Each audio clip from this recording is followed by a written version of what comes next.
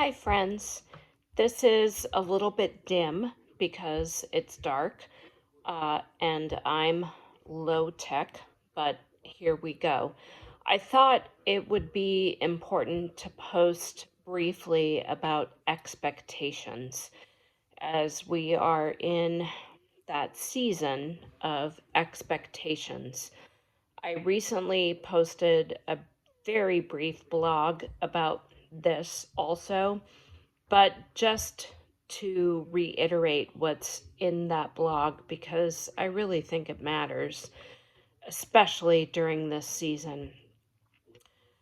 Oh my goodness, the holidays are ripe with them, aren't they?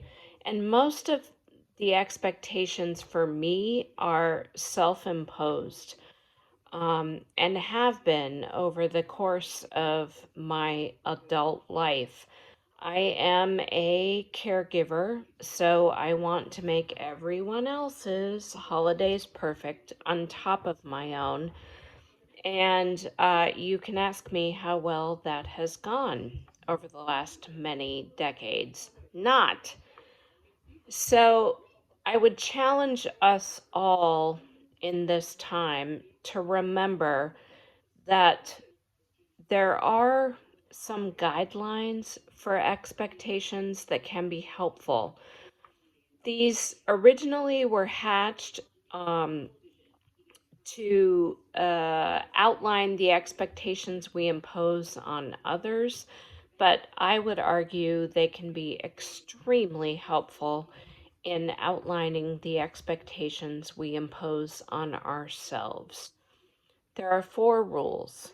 First, the expectation must be conscious. So, we all have to be aware of what the expectation is. I don't know how many times I've been caught in a thought loop, and if I take a minute to trace it back, there is an expectation there that I was not conscious of. So that's rule number one. Number two, the expectation has to be communicated. So one wants to communicate to the other person, and yes, that includes yourself, what the expectation is. Next, it must be agreed upon. Oh, that's tricky, especially if you're dealing with another. If you're dealing with yourself, maybe a little bit easier. That was a joke. And finally, the expectation must be realistic. Oy vey.